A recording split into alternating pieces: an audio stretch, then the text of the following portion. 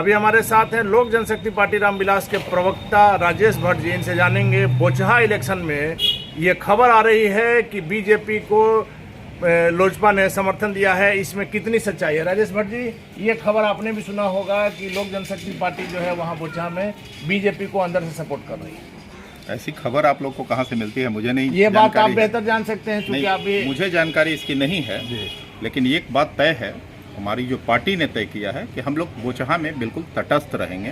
हम लोग किसी का ना समर्थन करेंगे ना किसी का विरोध करेंगे। मतलब इस बात को आप एक सिरे से खारिज कर रहे हैं? बिल्कुल, हम खारिज ही करते हैं क्योंकि एलजेपी जो है एकदम तटस्थ भूमिका में है। लोजपा ने जो निर्णय लिया है, मैं आपको आधिकारिक तौर पे ये बताना चाहूँगा, ये संशय से आप बाहर निकल जाएं कि मैं किसी का समर्थन कर रहा हूँ, विरोध कर रहा हूँ। मैं किसी का भी समर्थन नहीं कर रहा हूँ।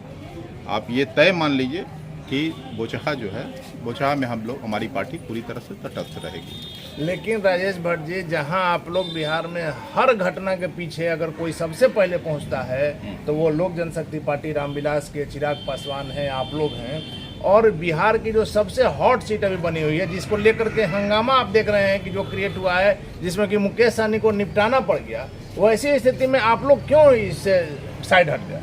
अभी हमारी पार्टी ने जो निर्णय लिया है, जो विधान परिषद की जो 6 सीट पे हमारे उम्मीदवार उतारे गए हैं, इस बार की जो लड़ाई है विधान परिषद की, उसमें हम लोगों ने निर्णय लिया है कि इस लड़ाई में 6 का 6 जो लोकसभा का हमारा 100% का स्ट्राइक रेट था पिछला, इस बार देखेंगे कि लोक जनशक्ति पार्टी रामविलास अपने 6 जनप्रतिनिधियों को जितवाकर विधान परिषद की दहलीज पर भारी मतों से विजय दिलाकर पहुंचाने का काम करेगी।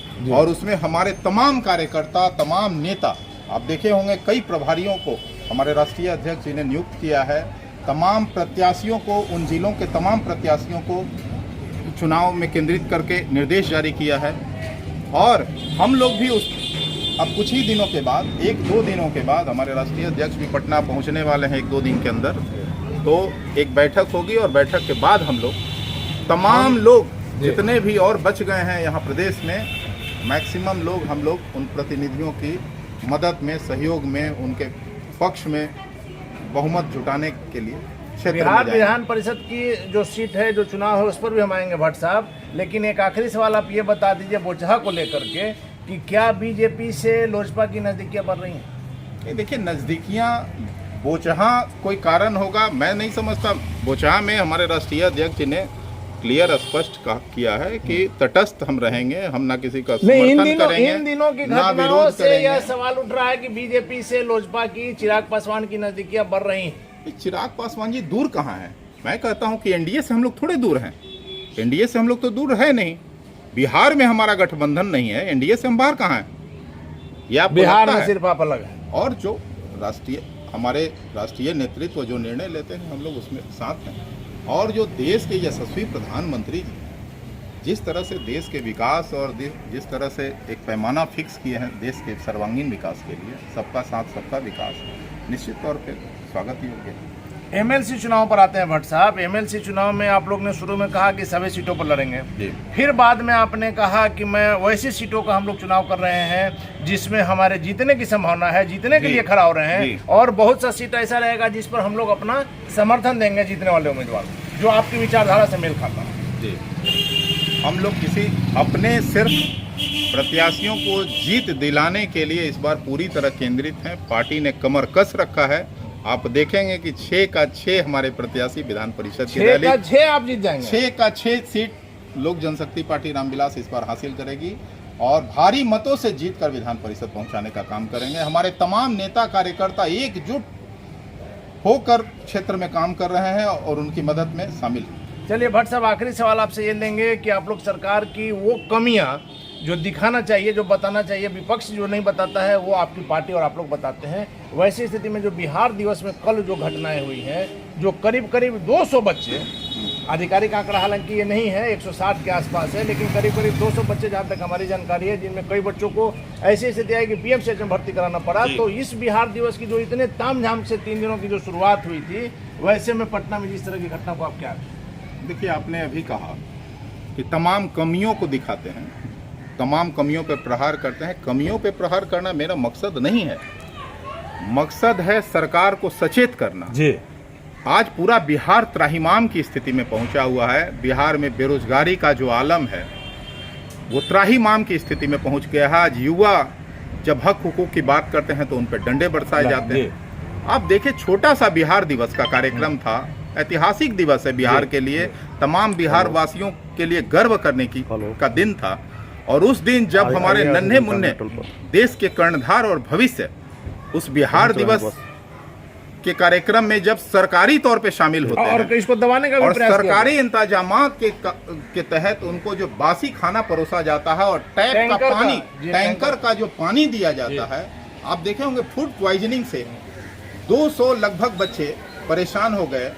कल बाइट आप लोगों के कई वीडियो पर हमने देखा कि बच्चे रो रहे हैं, बिलख रहे हैं, और उनके चिल्ला साथ रहे हैं। में आए हुए टीचर भी परेशान थे कि और यहाँ के टीचर भी अवाक थे कि मैं ला कर यहाँ पछता रहा हूँ। उनको तो जवाब देना होगा ना अपने अपने जिलों में उनके अभिभावकों से। तो क्या यह राय नहीं बनती है? क्या यह सरकार की जिम्मेवारी नहीं बनती है? आप बताइए कि ऐसे वेंडर और ऐसे ठेकेदारों की नियुक्ति किसने की? सरकार ने की।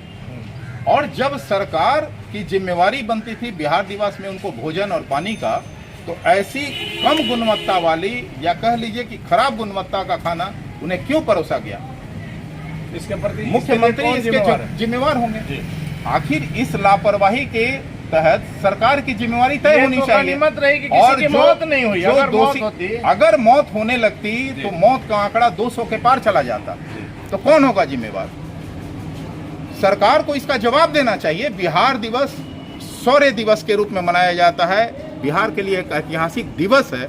और उस दिवस पर 200 बच्चों की जान हथेली पर सरकार लेती है और लापरवाही का शिकार बच्चों को होना पड़ता है। उनके जान के साथ जब खिलवाड़ होता है सरकारी तंत्र द्वारा, तो निश्चित तौर पर नीतीश कुमार जी को इसका जवाब देना चाहिए।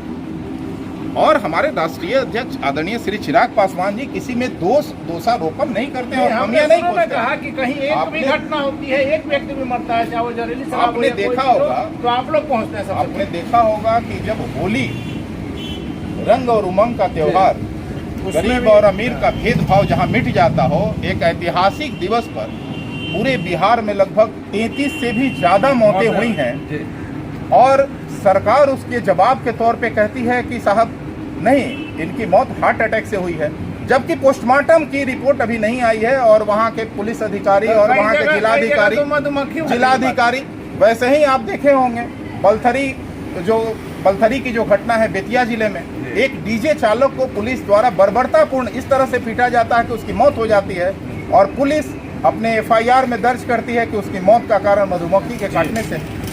तो कहाँ छिपाइएगा? पूरे बिहार में जहरीली शराब अब तो उत्पादन का कार्य शुरू हो गया है। शराबबंदी के बावजूद भी धड़ल्ले से होम डिलीवरी शराब की जा रही है। तो नीतीश कुमार जी का वो कहाँ गया कानून के साथ विकास, न्याय के साथ विकास? किसको न्याय दिला रहे हैं? मैं तो समझता हूँ कि माफियाओं को इसमें न्याय मिल रहा है, गुंडा तत्वों को न्याय मिल रहा है, अपराधियों को न्याय मिल रहा है। चलिए, धन्यवाद आपका। तो ये थे हमारे साथ जनता है वो खुले घूम रही है। ये थे हमारे साथ राजेश भट्ट जी, जिनका साफ तौर पर कहना है कि निरीह जनता को देखने वाला कोई नहीं है, अपराधियों को संरक्षण दिया जा रहा है, माफियाओं को। और सबसे बड़ी बात है पार्टी का यह दावा कि 6 में 6 सीट जीतेंगे, यह काफी दिलचस्प है और ये तो वक्त बताएगा, ये देखने वाली बात होगी। फिलहाल